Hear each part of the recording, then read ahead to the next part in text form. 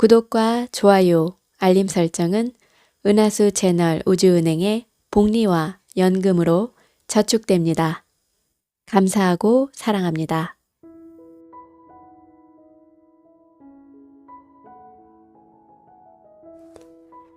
우리는 왜 꿈에 주목해야 하는가? 꿈은 컴플렉스로 얽힌 삶의 매듭을 푸는데 어마어마한 힘을 발휘하며 창조성과 부활의 힘, 정신력과 지혜의 풍부한 원천이기 때문이다. 꿈은 우리 영혼에 다른 면들에게 말할 기회를 준다. 우리 내면의 그림자들은 하루에도 몇 번씩 우리에게 말을 꺼내려고 하지만 우리는 의식의 과제에 치인 나머지 그들의 이야기를 들을 시간이 없다. 그래서 그들은 밤을 틈타 찾아온다. 반갑습니다. 은하수 채널 미라클 방송의 저는 크리스탈입니다. 제가 오늘 준비한 책은 내 그림자에게 말 걸기라는 책입니다. 로버트 존슨, 제리 룰 지음, 이종도 옮김, Y 브릭로드 출판사입니다. 우리가 인생을 살면서 많은 선택을 합니다. 1과 2의 선택 중에서 1을 선택했다면 나머지 2는 그림자가 됩니다. 당신에게 꼭 한번 살아봤으면 하는 삶이 있는가? 그것은 어떤 모습으로 드러나는가? 불만 아님 분노? 아님 이유 없이 지속되는 슬픔이나 무기력인가? 지금의 처지 때문에 덜어 흥분하거나 실망하는가? 이 세상이 당신을 속였다고 느끼지는 않는가?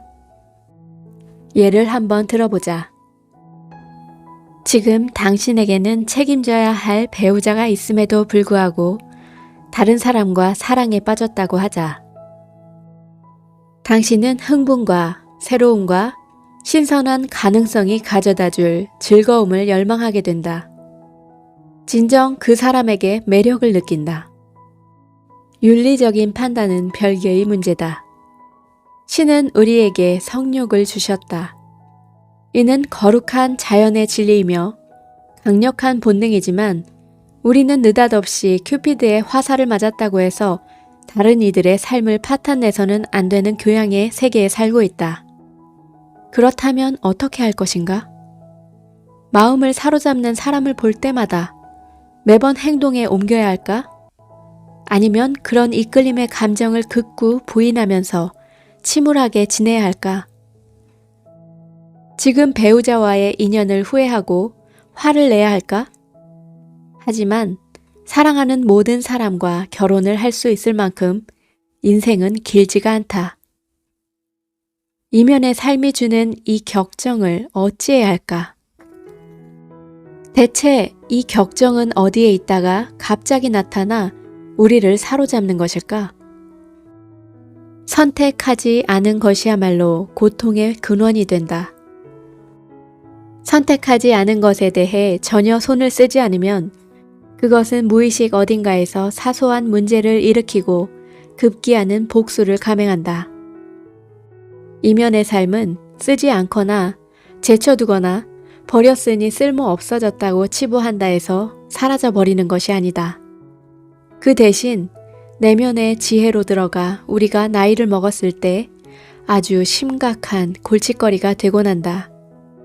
자신에게 주어진 모든 가능성을 실행에 옮길 수 있는 사람은 단 한 사람도 없다. 그러나 우리의 삶 속으로 끌어들여야 할 존재의 핵심적 측면이 있다. 그렇게 불러들이지 않으면 절대로 꿈을 이룰 수가 없다. 인생의 중반에 접어들어 갑자기 배우자나 일이나 인생이 싫어질 때가 바로 이면의 삶에 주목해야 하는 때라고 보면 정확하다. 겉으로 보이는 삶은 풍요롭지만 왠지 지루하고 공허하다고 느낄 때 그때가 바로 이면의 삶이 우리를 붙잡을 때다. 제때제때 적절히 대처하지 않으면 끊임없는 권태와 결핍 속에서 마음은 고갈되고 몸은 녹초가 될 것이다. 이미 알고들 있겠지만 일을 더 하거나 재산을 더 많이 가졌다고 해서 거북한 느낌이나 불만이 사라지는 것은 아니다. 사나운 감정들을 억누르거나 더 성실하게 사는 것만으로는 충분하지 않다. 은총에 대해 명상하거나 세속적 존재의 고통을 뛰어넘으려는 시도 역시 마찬가지다. 자신의 그림자가 무엇인지에 대한 자각만이 구원받지 못한 어둠에 제자리를 줄 수 있고, 그럼으로써 우리는 더욱 만족스러운 경험을 창조할 수 있다. 그림자 작업을 게을리한다면 더 고귀한 소명을 깨닫지 못한 채 지루하고 외로운 쳇바퀴 인생에 갇혀버릴 것이다. 인간은 교양인으로 살아야 하고, 그렇게 살기 위해서는 해야 할 것과 하지 말아야 할 것을 구별해야 한다. 또한 공손함과 예의, 공정성과 효율성 같은 교양의 항목도 쌓아야 한다. 우린 사회에서 이런 의무를 지키며 살아야 했다. 가족과 문화, 한정된 시간은 우리로 하여금 이것을 선택하고 저것을 선택하지 않게 만든다. 결국 한쪽에 치우친 삶을 살 수밖에 없는 것이다. 하지만 동시에 우린 진실된 모습 그대로 온전하게, 기운차게, 건강하게, 거룩하게 살아야 한다고 배운다. 이것이 우리가 이루어야 할 심오한 자기다. 하지만 이런 모순을 완벽하게 이해하며 살아가는 사람은 거의 없다. 이 두 가지 가치의 충돌은 인생을 혼란스럽고 고통스럽게 할 수가 있다. 이것이 너무나 두렵기 때문에 우리는 우리 삶에 내재되어 있는 이런 본연의 갈등을 애써 못 본 척한다.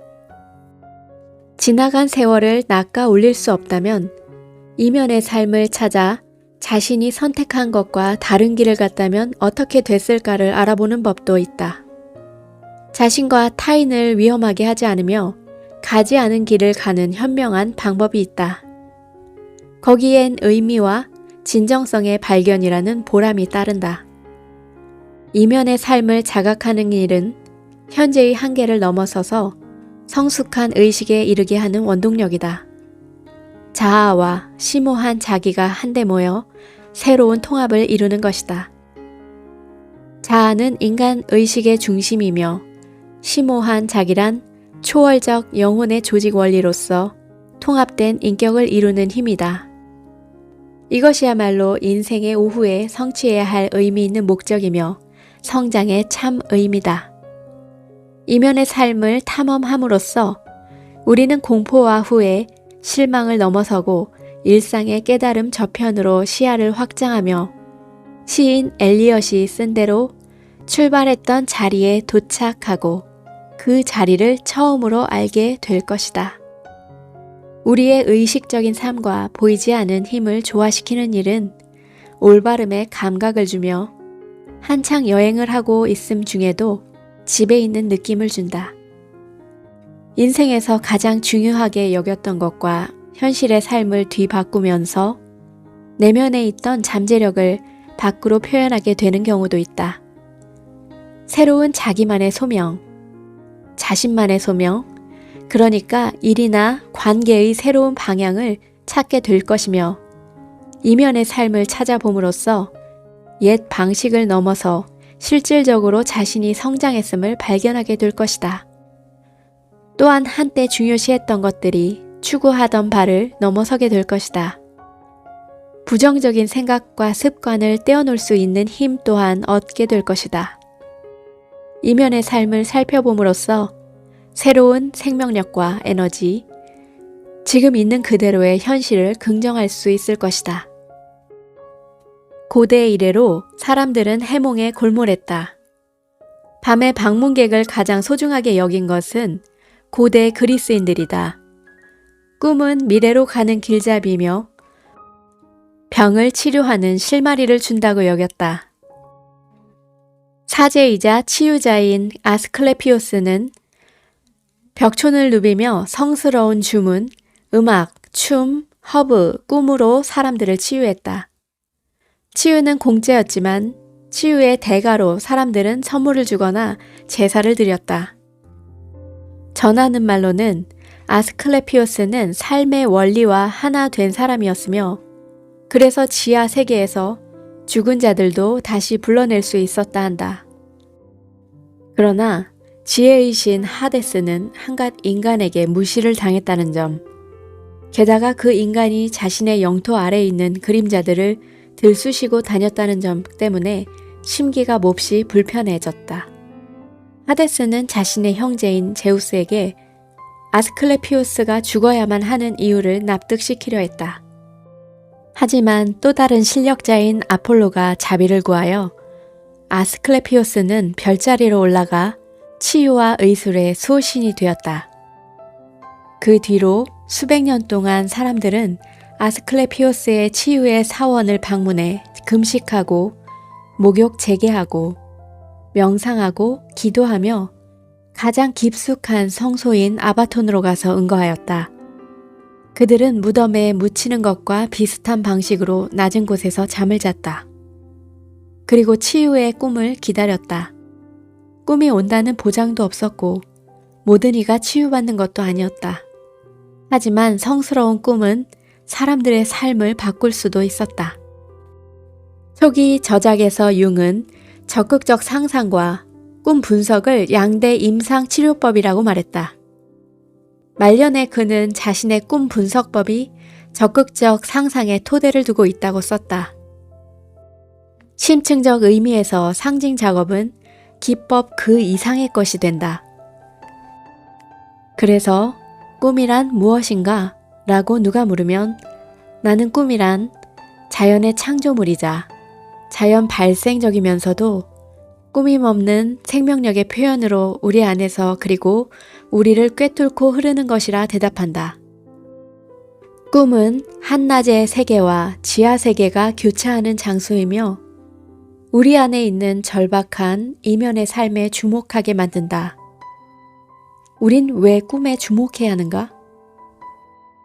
꿈은 컴플렉스 때문에 생긴 인생의 매듭을 푸는데 어마어마한 힘을 발휘한다. 꿈은 창조성과 부활의 힘, 정신력 그리고 지혜의 풍부한 원천이다. 꿈은 의식의 성장으로 나아가는 관문이다.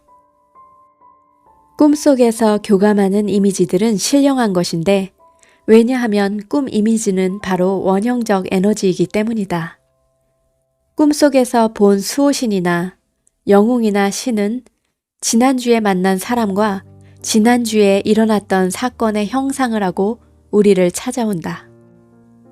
우리가 꿈에 주목해야 하는 가장 중요한 이유는 아마도 꿈이 의식을 허물고 의식을 상대화하기 때문일 것이다.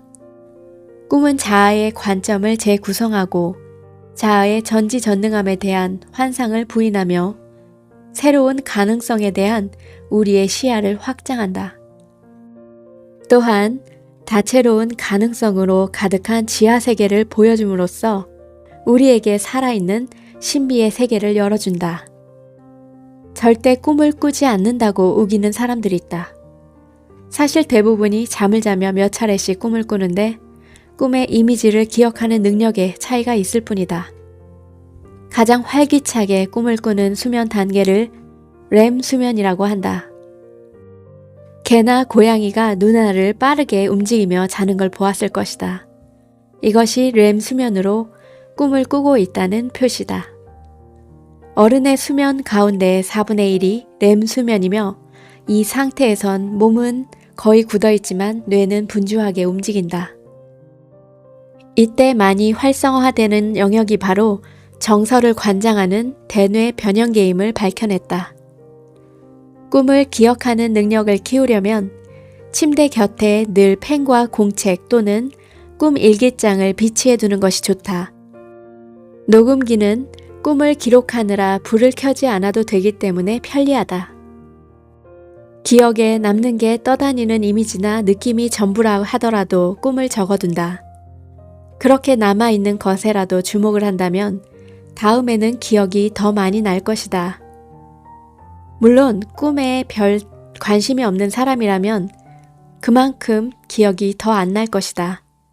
그것은 마치 내부의 꿈 제작자가 우리가 보이는 태도에 따라 보상을 해주는 것과 마찬가지다. 꿈에 관한 책을 쓴 융은 이 점에 주목했다. 보통 꿈이란 이상하고 불편한 산물인데 논리 결여, 의심스러운 도덕성, 야릇한 형식과 명백한 부조리 혹은 무의미라는 점에서 눈에 띈다. 사람들은 그저 꿈이 어리석고 의미 없고 무가치하다며 내팽겨치는 것으로 위안을 삼을 뿐이다. 내게는 꿈 이론이랄 게 없다. 불확실성과 자의적 성격 때문에 꿈 해석을 반대하는 사람들의 모든 편견을 나는 받아들인다. 하지만 우리가 만약 꿈에 대해 충분히 오랫동안 철저하게 사유한다면 늘 꿈과 함께하며 꿈을 철저히 파헤치고 또 파헤친다면 언제나 반드시 무언가 나오리라는 것을 나는 안다. 나는 그 결과가 내담자에게 대단한 의미를 주며 다시금 그의 삶을 추동하게 만든다는 사실에 전적으로 만족해야 한다. 삶이 한쪽으로 치우칠 때 흔히 정체현상과 방향상실이 오기 때문이다. 모든 꿈 언어는 상징의 언어이기에 다면적으로 해석해야 한다. 이것은 보는 각도에 따라 빛을 달리 반사하는 보석과도 비슷하다. 그래서 자꾸만 꿈속의 이미지와 교감을 나누어야 한다. 영화나 춤이나 시처럼 각각의 꿈도 다층적이며 헤아릴 수 없이 많은 의미를 지닌다. 꿈속 이미지를 다루는 일은 컴플렉스나 감정을 다루는 일처럼 내면에서 떠오르는 에너지와 역동적으로 관계를 맺는 것이다. 꿈을 지하세계의 호출로 받아들여야지 꿈을 자꾸 해석하려 들지 말아라. 우리 삶을 육화한 것으로 생각하라. 스페인의 시인 페데리코 가르시아 로르카, 그는 신비와 경이를 환기시키는데 상징을 사용했다. 장미의 카시다라는 시에서 로르카는 이렇게 썼다. 장미는 새벽을 찾고 있지 않았네. 영원과도 같은 그 가지 위에서 다른 무엇을 찾았네. 장미는 과학도 그림자도 찾지 않았네. 살과 꿈 가까이서 다른 무엇을 찾았네. 모든 위대한 시인처럼 로르카도 우리의 경험을 열어 젖히기 위해 상징을 활용합니다. 독자들은 질문을 던지게 됩니다. 이 다른 무엇? 그것은 무엇이며 어떻게 이 시인은 장미가 새벽 또는 그림자 또는 과학을 찾지 않는다는 것을 알았는가? 살과 꿈의 관계는 무엇인가? 여기서 나는 융 분석가인 러셀 록하트의 작업을 인용하겠다. 그는 질문하고 해석하고 논리를 찾는 것이 의식의 속성이라고 말한다. 하지만 우리 안에는 전혀 다른 차원에서 이 시에 반응하는 목소리, 즉 맞아 라고 말하는 조용한 목소리도 있다. 시는 상징을 언어로 채택한다. 그리고 상징은 우리의 경험을 경이와 창조적 가능성을 향해 열어젖힌다. 꿈을 현재 시제로 말하며 그 이미지들을 다시금 떠올려라. 꿈이 끝나는 지점에서 참을성 있게 기대를 품고 기다려라. 꿈속의 이미지를 주의 깊게 살펴라. 이미지에 충실해라. 해석하려고 덤벼들지 말라. 현실에서 사람을 사귀듯이 우리는 오직 이런 방식으로만 꿈과 사귈 수 있다. 예를 들어 뱀이 성적 함의를 지니고 있지 않은가에 대해 궁금해하기보단 꿈속에 나타난 뱀의 특성, 가령 뱀의 모습에 주의를 기울인다. 눈을 감고 뱀의 모습에 집중한다. 색깔은 어떻고 결은 어떠한지 이미지를 생생하게 만들려면 세부가 중요하다. 뱀을 보기 위해 멈춰 섰을 때 어떤 일이 생기는가? 만지기 위해 손을 뻗었는가? 마음의 눈으로 생생한 이미지를 떠올리고 자기 앞에서 펼쳐지게 둬라. 문제는 무엇을 발견하는 게 아니라 무엇이 우리를 발견하는 거다. 심리학자 스티븐 에이전스텟은 꿈은 해부하는 게 아니라 초대하는 것이라 했다. 영혼의 생태학 안에서 우리는 살아있는 실제로서 꿈과 관계를 맺는다. 꿈을 정확하게 해석하려는 시도를 버려라. 중요한 것은 분석하지 않는 것이다. 해석한 다음 자아의 언어로 번역하지 않는 것이다. 꿈의 이유가 아니라 내용에 초점을 맞춰라. 꿈은 꿈 고유의 언어로 관계를 맺게 되어 있다. 꿈은 영혼이 자신만의 언어로 말하는 사례다. 꿈속에선 시적으로 놀아야 한다. 신과 접속하는 성스러운 장소라 할 수 있는 꿈 경험으로 다시 들어가려면 이런 식으로 접근해야 한다.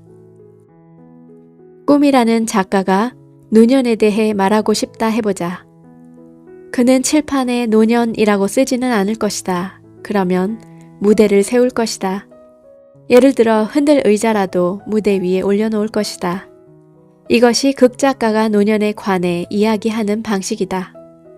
이것이 꿈 상징이 그림 언어로 도착하는 상징이다. 이브라는 내담자가 있었는데 두 아이가 있는 이혼녀였다.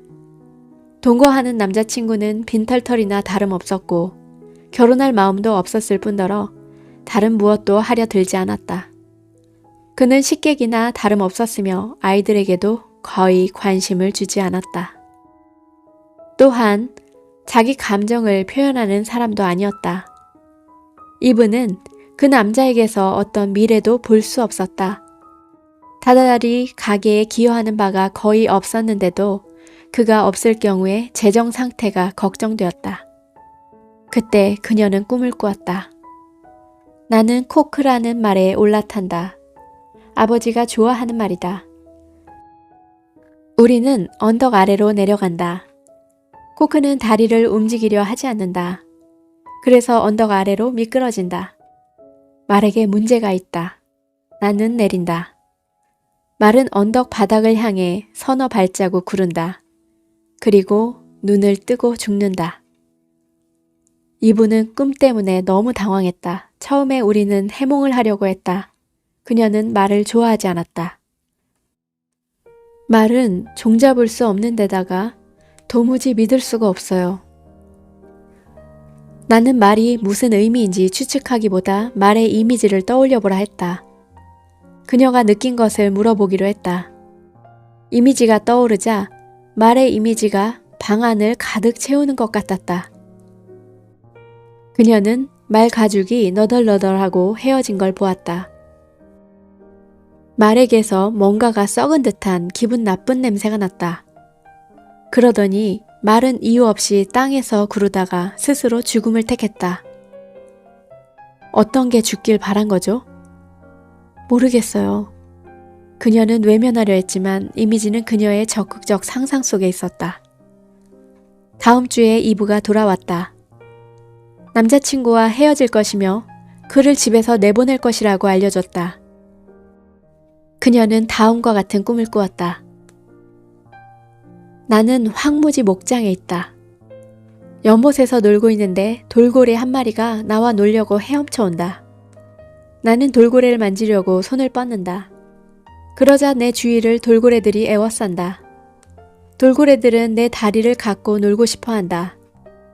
처음엔 돌고래의 거친 살갗이 이상하게 느껴지지만 곧 익숙해진다. 그리고 나는 사방을 살핀다. 새끼를 낳으려는 암컷 돌고래가 있다. 수컷들이 암컷을 지키려고 거기에 있다. 첫 번째로 그녀의 꿈속에서 뛰쳐 올라온 건 이브가 연못의 찬물에 발을 담그라고 상상했을 때 그때의 기운의 흐름이었다. 그리고 기적 같은 일이 일어났다. 돌고래가 나타난 것이다. 돌고래들은 아주 자상했어요. 나를 도와주려 했죠. 그녀는 이제 새로운 자신감에 차서 말했다. 적극적 상상 속에서 꿈 작업을 한 뒤에 분명해진 게 있었다. 이브가 해야 할 건 고작 해야 작은 위험을 감수하는 물에 발을 담그는 것뿐이고 이제 엄청난 성장을 하게 된다는 것이었다. 꿈속에서 낙천성과 용기가 움텄다. 그녀는 뭔가 새로운 게 태어나고 있음을 느꼈다.